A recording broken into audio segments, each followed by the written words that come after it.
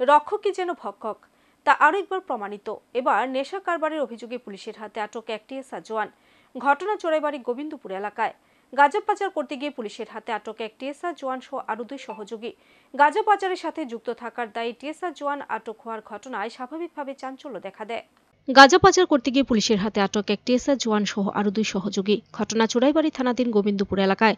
বিবরণে প্রকাশ মঙ্গলবার রাত 10টা নাগাদ চোরাইবাড়ি থানাধীন গোবিন্দপুর গ্রামের 2 নং ওয়ার্ডের কৃষ্ণকালী মন্দির সংলগ্ন এলাকায় গাঁজা পাচার হবে এমন খবর পায় চোরাইবাড়ি পুলিশ। এমন সময় থানার পুলিশ ও টিএসআর বাহিনী সেখানেকে উৎপেতে থাকে। তখন একটি বিলাসবহুল গাড়ি করে গাঁজা পাচারকারীরা কদমতলা গোবিন্দপুর সড়ক দিয়ে আসতেই পুলিশ গাড়িটি আটক করে তল্লাশি চালায়। তখন গাড়ি থেকে 4 প্যাকেটে শুকনো গাঁজা জব্দ করে পুলিশ। মোট 20 কেজি শুকনো গাঁজার কালোবাজারি মূল্য 2 লক্ষ টাকা বলে জানা যায়। সঙ্গে রঞ্জিত সিংহ, সুরজিৎ সিংহ এবং শুভজিৎ সিংহকে আটক করা হয়। তাদের প্রত্যেকের বাড়ি চোরাইবাড়ি থানাধীন গোবিন্দপুর গ্রামের 2 নং ওয়ার্ডে। এদের মধ্যে ধৃত রঞ্জিত সিংহ একজন টিএসআর জওয়ান। তিনি বর্তমানে 12 নং ব্যাটালিয়নের তেলিয়ামুড়া চাকমাঘাটে কর্মরত রয়েছেন। পুলিশ ধৃত ত্রয়ীর বিরুদ্ধে এনডিপিএস আইনে একটি মামলা দায়ের করে তদন্ত জারি রেখেছে। Bureau report, search India.